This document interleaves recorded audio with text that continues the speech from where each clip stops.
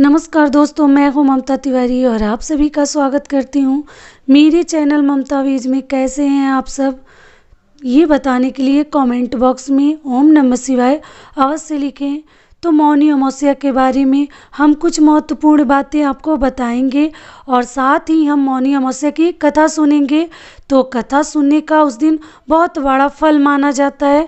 अगर आप व्रत रखे हैं तो बिना कथा सुने आपको फल नहीं मिलता है, तो आप उस दिन ज़रूर कथा सुने। तो चलिए शुरू करते हैं।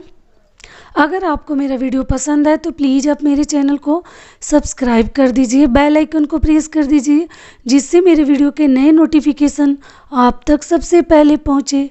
तो चलिए शुरू करते हैं।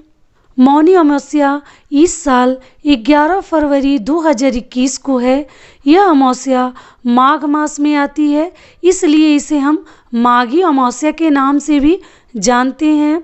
इस अमावस्या पर मौन रहकर व्रत किया जाता है। माघ मास की अमावस्या के दिन स्नान दान पुण्य का विशेष महत्व है। और अगर आपके ऊपर काल सर्प दोष है तो आप उस दिन चांदी का हल्का सा नाग और नागिन बनाकर आप नदी में एक सफ़ेद फूल के साथ, पुष्प के साथ उसको नदी में प्रवाहित कर दीजिए, बहा दीजिए। इससे आपके ऊपर के काल दोष खत्म हो जाएगा और आपको उससे छुटकारा मिल जाएगा।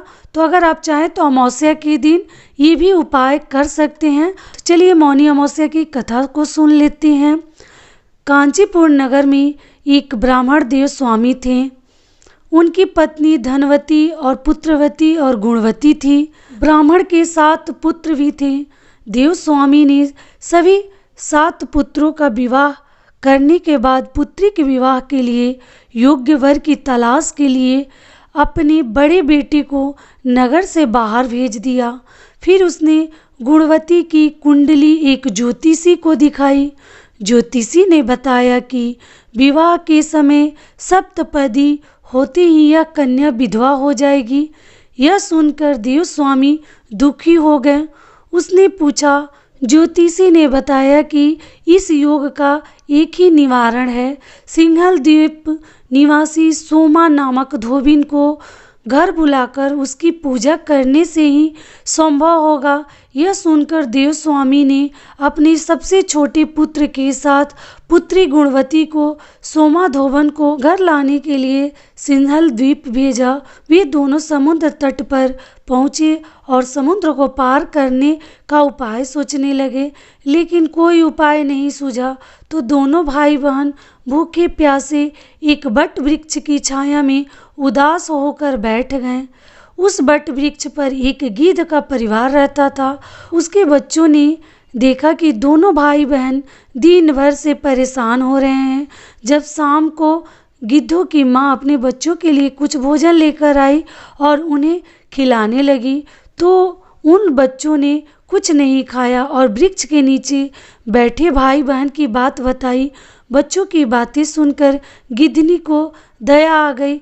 उसने दोनों भाई बहन के पास जाकर कहा कि तुम दोनों की इच्छा उसे पता है, तुम दोनों भोजन कर लो।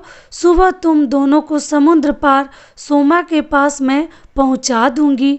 गिद्धनी की बात सुनकर वे दोनों बेहद खुश हुए। सुबह होते ही गिद्धनी ने उन्हें सोमा के घर पहुंचा दिया। फिर वे सोमा धोबिन को घर लेकर आए और उनकी पूजा की, जिसके बाद ब्राह्मण देव स्वामी की पुत्री का विवाह हुआ। सप्तपदी होते ही उसके पति की मृत्यु हो गई। तब सोमा ने गुणवती को अपने पुण्य का फल दान कर दिया, जिससे उसका पति जीवित हो उठा।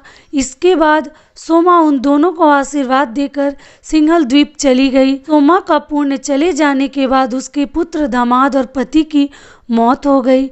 तब उसने एक नदी के किनारे स्थित एक पीपल के वृक्ष के नीचे भगवान विष्णु की पूजा की और पीपल की 108 बार परिक्रमा की। ऐसा करने से उसके पुण्य फिर से प्राप्त हो गए। उसके पति, पुत्र और दामाद फिर से जीवित हो गए। तो इस तरीके से भगवान ने सोमा धोबिन की मनोकामना को पूर्ण की थी। तो भगवान ऐसे ही सभी के मनोकामनाएं को पूर्ण करें। एक बार प्रेम से बोलिए, विष्णु भगवान ने की जय। तो यहीं तक का था हमारा कथा और फिर मिलती हूँ एक नए वीडियो में। तब तक के लिए नमस्कार।